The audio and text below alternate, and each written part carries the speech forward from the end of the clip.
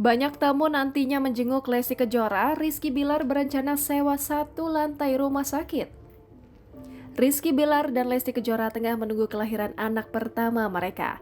Segala persiapan dilakukan oleh pasangan ini. Selain keperluan bayi, ternyata Rizky Bilar juga memikirkan tentang para tamu yang nantinya akan menjenguk Lesti Kejora nanti.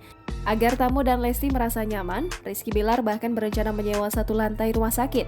Melalui kanal YouTube Intens Investigasi pada Kamis 9 Desember 2021, Rizky Bilar mengakui hal tersebut.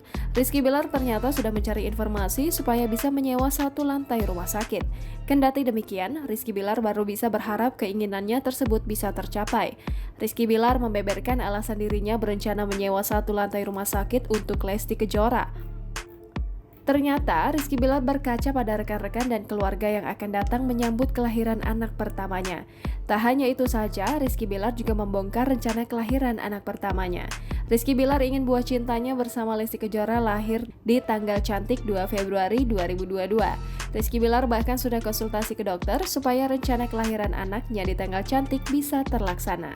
Kendati demikian, Rizky Bilar tak mau memaksakan diri dan memilih fokus pada keselamatan Lesti Kejora serta buah hatinya. Jangan lupa subscribe, share, komen, dan like ya!